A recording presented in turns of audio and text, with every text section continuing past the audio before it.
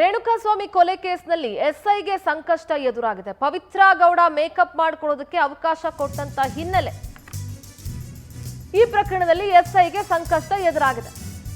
ಕರ್ತವ್ಯ ಲೋಪದಡಿ SI ನೇತ್ರಾವತಿಗೆ notice ಅನ್ನು ನೀಡಲಾಗಿದೆ. ವಿಜಯನಗರ ಠಾಣೆ ಎಸ್ಐ ನೇತ್ರಾವತಿಗೆ ಡಿಸಿಪಿಯಿಂದ ನೋಟಿಸ್ ಅನ್ನು ನೀಡಲಾಗಿದೆ.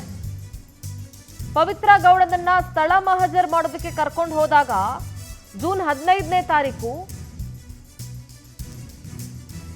ಪವಿತ್ರ ಗೌಡಗೆ ಮೇಕಪ್ ಮಾಡ್ಕೊಳ್ಳೋದಕ್ಕೆ ಅವಕಾಶ ನೀಡಲಾಗಿತ್ತು. ಮೇಕಪ್ ಮಾಡಿಕೊಂಡು ಮೂತಿ ತಿರುವಿದ್ರು ಪವಿತ್ರ ಗೌಡ. ಅದು ಎಲ್ಲಾ ಕಡೆ ವೈರಲ್ ಆಗಿತ್ತು ಸಾಮಾಜಿಕ ಜಾಲತಾಣದಲ್ಲಿ. ಲಿಪ್ಸ್ಟಿಕ್ ಯಾರು ಕೊಟ್ರು, ಲಿಪ್ಸ್ಟಿಕ್ ಎಲ್ಲಿಂದ ಬಂತು ಅನ್ನುವಂತ ಎಲ್ಲ ಪ್ರಶ್ನೆಗಳನ್ನ ಸಾರ್ವಜನಿಕರು ಇಟ್ಟಿದ್ರು, ಮಾಧ್ಯಮಗಳು ಇಟ್ಟಿದ್ವು. ಸಾರ್ವಜನಿಕ ವಲಯದಲ್ಲೂ ಕೂಡ ಇದು ಭಾರಿ ಚರ್ಚೆಗೆ ಗ್ರಾಸವಾಗಿತ್ತು.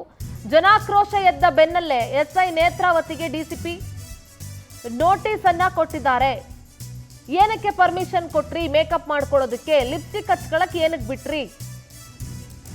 ಪವಿತ್ರ ಗೌಡ ಮೇಕಪ್ ಮಾಡ್ಕೊಳ್ಳೋದಕ್ಕೆ ಅವಕಾಶ ಕೊಟ್ಟಂತ ಹಿನ್ನೆಲೆ ಕರ್ತವ್ಯ ಲೋಪದಡಿ ಎಸ್ಐ ನೇತ್ರಾವತಿಗೆ ನೋಟಿಸ್ ಅನ್ನ ನೀಡಲಾಗಿದೆ.